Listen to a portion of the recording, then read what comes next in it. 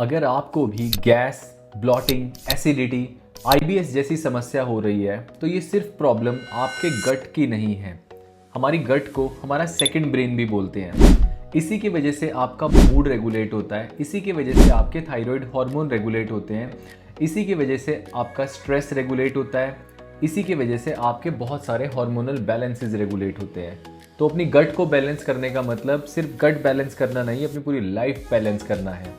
तो बात करेंगे ऐसे 7 प्रैक्टिकल प्रूवन टिप्स की, जो कि अगर हम अपनी लाइफ में लेके आते हैं तो वो अपनी गट हेल्थ को बेटर कर सकते हैं। नमस्कार, मैं doctor Arpit Saini, MBBS MD internal medicine और क्रिटिकल केयर देखता हूँ। सबसे पहली चीज है अपना फाइबर इंटेक इंक्रीज करना। इंडियन डाइट में फाइबर बहुत कम अमाउंट में लोग लेते हैं, जिसकी वजह से उनको कॉन्स्टिपेशन बहुत होता है। फाइबर की रिक्वायरमेंट पर डे की 25 to 40 ग्राम पर डे के आसपास होती है।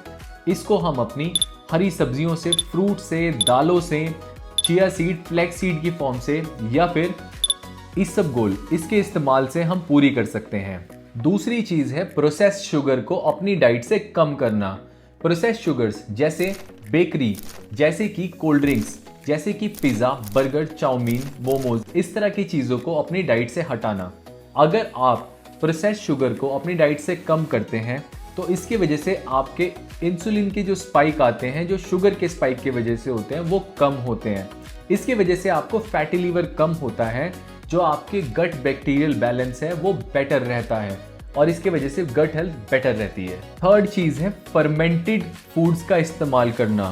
फर्मेंटेड फूड्स जैसे कि छाछ, जैसे कि दही, मट्ठा, छौंक लगाया हुआ मट्ठा आप इस्तेमाल कर सकते हैं, रायते का आप इस्तेमाल कर सकते हैं, या फिर घर का बना अचार, सिरके का, आम का या नींबू का अचार आप इस्तेमाल कर सकते हैं। अगर आप इसको इस्तेमाल करते हैं तो इससे आपके विटामिन B12 लेवल्स भी बेटर होते हैं। इसकी वजह से आपकी गट हेल्थ बेटर रहती है। फोर्थ चीज है अननेसेसरी एंटीबायोटिक यूज को अवॉइड करना।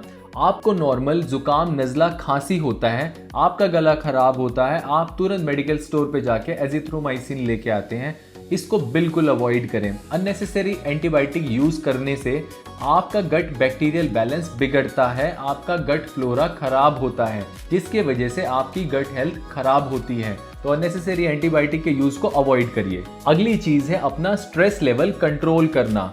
जब आप अपना स्ट्रेस लेवल बहुत ज़्यादा रखते हैं, इसके वजह से आपको गैस, एसिडिटी, ब्लॉटिंग इंक्रीज होती है, आपका आईबीएस प्रेसिपिटेट होता है। इसकी वजह से कॉर्टिसोल स्पाइक होता है, कॉर्टिसोल स्पाइक होने की वजह से फैटी लीवर होता है, आपको कॉन्स्टिपेशन की समस्या होती है, मूड स्विंग्स आपके बढ़ते हैं, इसी की वजह से आपकी बॉडी में बहुत सारी एलर्जिक रिएक्शन स्टार्ट होती हैं। तो अपने स्ट्रेस लेवल को कंट्रोल रखने के लिए मॉर्निंग में मेडिटेशन करना, 10 से 15 मिनट डीप ब्रीदिंग करना आपके लिए बहुत हेल्पफुल हो सकता है। 6th चीज है अपनी स्लीप का ध्यान रखना। अगर आप 6 से 7 घंटे की प्रॉपर स्लीप लेते हैं, इसके वजह से आपका गट माइक्रोबायोम सही रहता है, आपका कॉर्टिसोल लेवल कम रहता है, आपकी कॉन्स्टिपेशन की समस्या, एसिडिटी, गैस, ब्लॉटिंग की समस्या कम होती है। इसके वजह से आपको जो मॉर्निंग में एसिडिटी बहुत ज़्यादा बनती है, वो भी आपको कहीं ना कहीं कम रहती है। तो इसलिए स्लीप बेटर रखना एक बहुत इंपॉर्टेंट चीज़ है। 7th चीज़ है आपको रेगुलर एक्सरसाइज करना। 30 मिनट की ब्रिस्क वॉक। ब्रिस्क वॉक क्या होती है ये पहले मैं समझा चुका हूँ। या फिर आप जिम जा सकते हैं, एरोबिक्स कर सकते हैं, साइकिलिंग कर सकते हैं, स्विमिंग कर सकते हैं।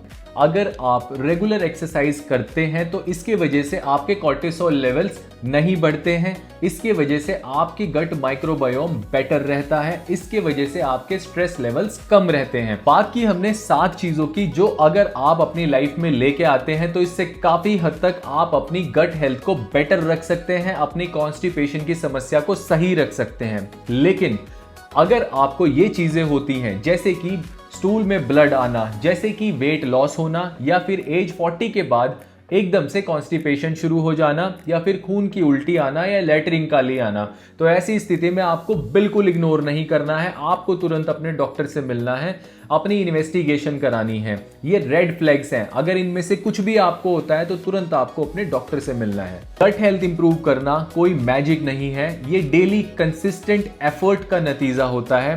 हमारी डाइटरी हैबिट्स, हमारे लाइफस्टाइल, हमारा स्ट्रेस लेवल कंट्रोल करना, एक्सरसाइज करना, ये डेली की चीज़ है। कोई एक दिन का मैजिक नहीं है, लेकिन ये इतना मुश्किल भी नहीं है।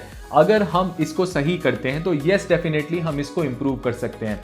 उम्मीद है आपको हेल्प मिली होगी। अगर आपको भी गट से रिलेटेड कोई भी समस्या है तो नीचे कमेंट बॉक्स में पूछ सकते हैं। किस तरह की आपको डाइट लेनी है डेफिनेटली पूछ सकते हैं, और अगला वीडियो आपको किस चीज़ पे चाहिए ये भी आप पूछ सकते हैं।